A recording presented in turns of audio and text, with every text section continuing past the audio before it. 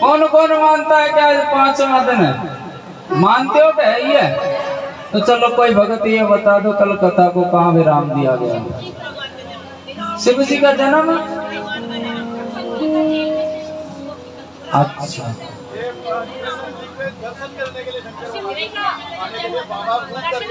ऐसे भक्तों के लिए बारंबार नमन है। नहीं, ज्यादातर भगत क्या करते हैं, कथा को पांडाल में ही छोड़ जाते, दूसरे दिन पता ही नहीं रहता। यहाँ तो पकड़ के बैठे रहते हैं। कहीं ऐसा तो नहीं कि कल पूछेंगे, ध्यान रख लो। हाँ हाँ, सलाह बना करके आते हो, मेरी बहन तू बता दे, मैं तो भूल गई। चाहे कैसे भी किसी भी प्रकार से भगवान की कथा का स्मरण करना ये बहुत ही पुण्यदायी बात है। कल की कथा में शौनकादि ऋषियों को उस व्याख्यान को सुना रहे हैं जहां नारायण बाल रूप में आए थे, उनके दर्श के लिए भोलेनाथ पहुंचे। दरवाजे पर पहुंच गए, मैया ने लाला को सुलाया ही था। जब तक शंख बजा दिया जाकर के, मैया तुरंत दौड़ी दौड़ी आई। बोले बाबा तेरा शंख बंद कर। ओ बाबा सुनी के नहीं तूने? बाबा तो हमारा वैसे है ही मस्त मलंगा। मन में आस दर्शन की। बोले बाबा सुना नहीं क्या तूने? दायरी के अगर मेरा लाला जग गया ना, ये ब्रज भाषा बड़ी मीठी भाषा है, और कृष्ण कथा जितनी भी आती है ना, इसका ब्रज भाषा में ही महत्व बताया गया है। आपको समझ में आती है कि नहीं आती ब्रज भाषा? हाँ, थोड़े बहुत शब्द निकल जाते हैं। अब क्या है, भाषा तो मिक्स हो गई सब जगह जा करके। मैया बोली दायरे के अगर लाला जग गया ना, फिर बताऊंगा तेरे को ढंग से। रुक जा, भिक्षा का सा थाल सजा करके लाई। ले बाबा भिक्षा। बाबा बोले मैया ये भिक्षा नहीं चाहिए हमको, लाला के दर्शन करने। उल्टा सीधा कह दिया मैया ने, क्योंकि वो तो राक्षस समझ रही थी ना। बाबा ने कहा बोले मैया हमको तो दर्शन करने। बोले ये चाहिए तो ये ले ले, जो चाहिए वो ले ले, भूखा है तो भोजन कर ले, तेरी दान दक्षिणा ले और जा।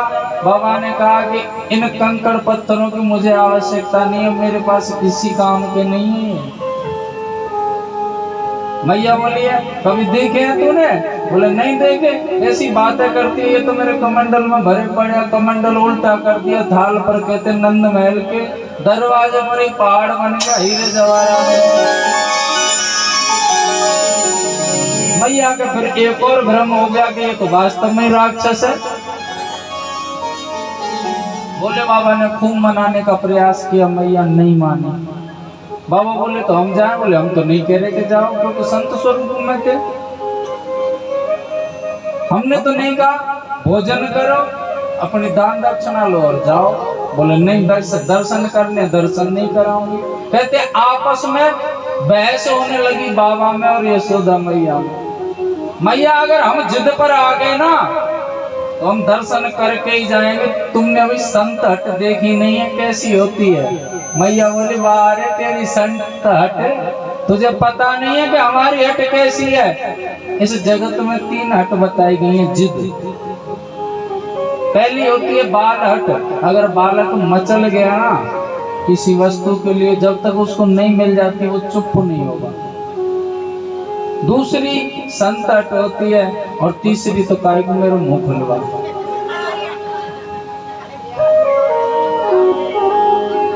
अगर करवा चौथ पे 11,000 की साड़ी चाहिए तो चाहिए, साड़ी लेके आ रहे हो प्रतोड़ी। मैया बोली तूने हमारी हट देखी नहीं है अभी। मैया मैं अब चाहे कुछ भी हो जाए मैं दर्शन करके जाऊंगा। मैया बोली बिल्कुल दर्शन नहीं होंगे, इसलिए तो बिल्कुल मत रुकना। बोले तेरा लाला बड़ा होगा दरवाजे से निकलेगा जब दर्शन कर लूंगा। मैया बोली मेरे घर में 9 दरवाजे हैं, किसी भी दरवाजे से निकल जाएगा पर इस दरवाजे से नहीं आने दूंगी। बोले 9 दरवाजे पर जाकर के खड़ा हो जाऊंगा, जब तो कहीं ना कहीं तो दर्शन होंगे।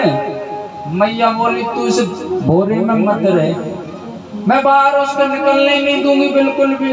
बोले जब लाला का विवाह करने जाएगी जब तो निकलेगा, जब दर्शन कर लूंगा तब तक यहीं रहूंगा। मैया बोली बिल्कुल नहीं निकालूंगी, बहू को घर में ही बुला लूंगी और यहीं पर फेरे डलवा लूंगी। बैठा खूब मनाने का प्रयत्न किया। भोलेनाथ ने कहा, बोले मैया तो मान नहीं। भोलेनाथ उदास होकर के वहां से चल देते हैं और कहते हैं मन ही मन, बोले प्रभु हम तो दर्शन की कामना लेकर के आए थे, आपने दर्शन ही नहीं करा, कुछ करो तो सही। कहते हैं ठाकुर जी ने भी आकर के ध्यान में कह दिया, बोले यहाँ हमारी नहीं चल सकती, यहाँ हमारी नहीं चल सकती, क्योंकि ये हमारी मैया भक्ति स्वरूप है, भक्त स्वरूप है। और भक्त अपने बल तप के बल से अगर भगवान को पाता है तो भगवान बस में हो जाते हैं।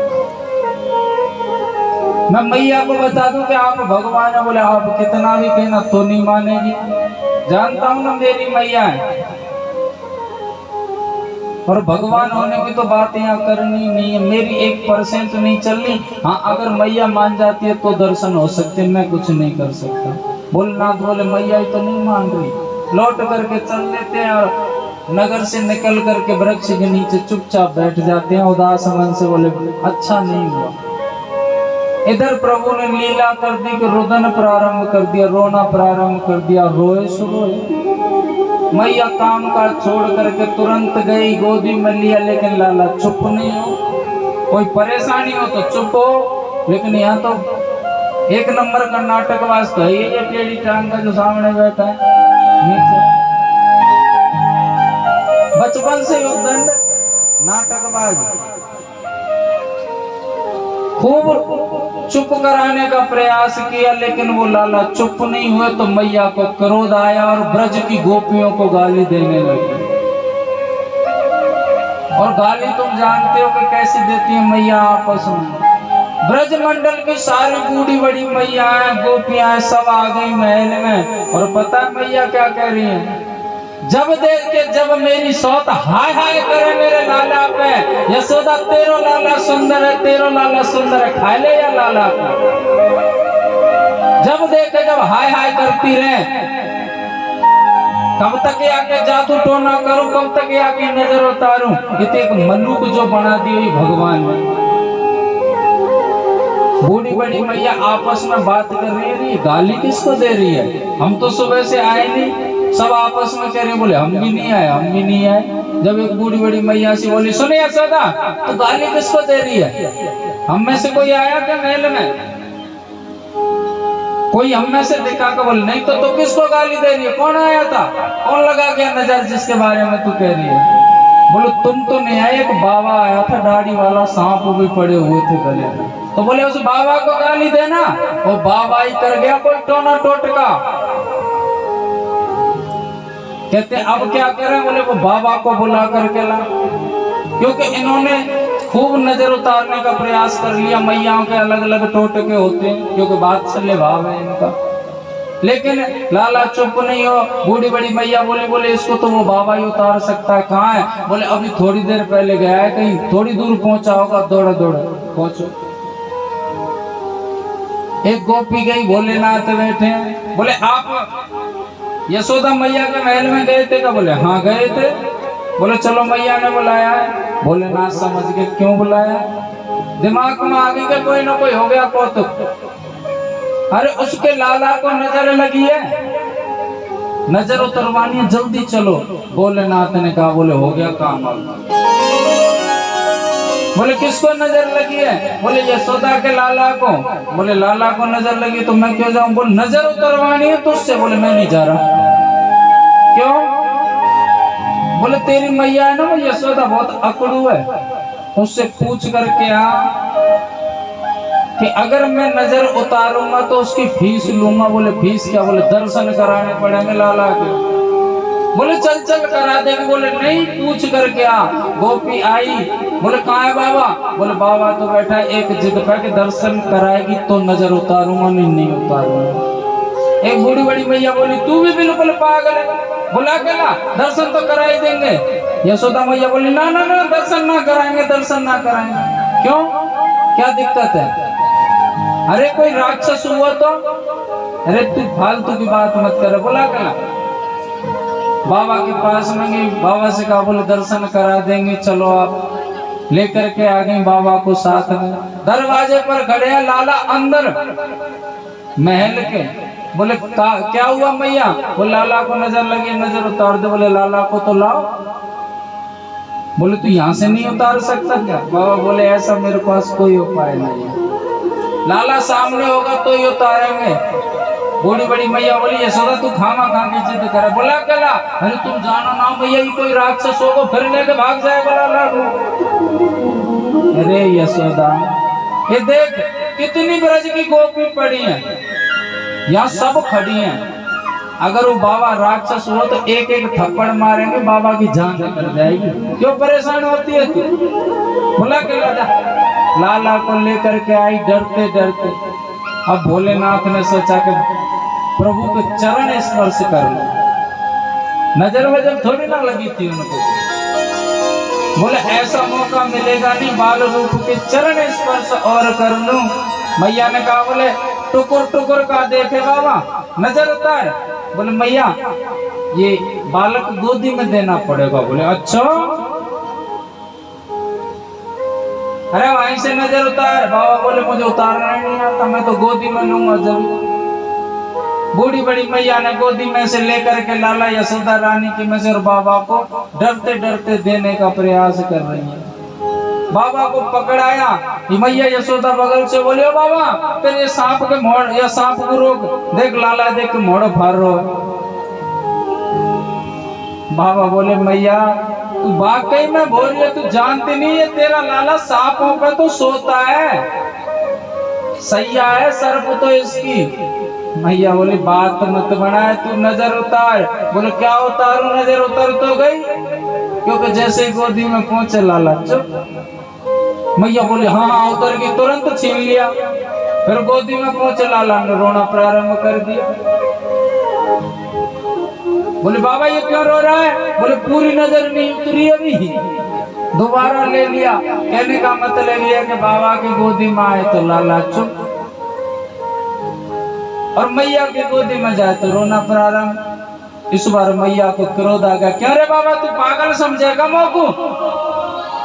85-86 वर्ष की हूँ, नौटंकी मचा रखी, ये कौन सी नजर उतारी तेने कि तेरी गोदी में जाए चुप हो जाए और मेरी में रोना प्रारंभ कर दे? बोले मैया ये तो चलेगा, इसका ये जो रोना है ना ये नजर का रोना नहीं है। कैसे समझाऊं? इस नजर को कोई उतार नहीं सकता, केवल उपाय बता सकता हूँ। बोले जल्दी बता क्या उपाय है? बोले एक अपने महल में महादेव का मंदिर बनवा लेना, और जब जब इस लाला को स्नान आप कराएं तो स्नान का जल जो हो उस महादेव पर चढ़ा देना, कभी नजर नहीं लगेगी, कभी नजर नहीं लगेगी। नंद बाबा वहीं आ गए थे। नंद बाबा ने बड़ा सुंदर मंदिर बनवाया और कहते हैं उसका नाम भी रख दिया नंदेश्वर महादेव। बोलिए नंदेश्वर महादेव की जय हो। इस कथा में एक उपाय भी है, बच्चों को ज्यादा नजर लगती है आज। जल चढ़ाने जाओ तो नंदेश्वर महादेव के नाम से चढ़ाओ, उसका जो जलेरी का जल है उसको ले आओ और बालक के मस्तक पर 2 बूंद मुख में और गले पर लगा दो, उसे कभी नजर नहीं लगेगी। आजमा लेना भले।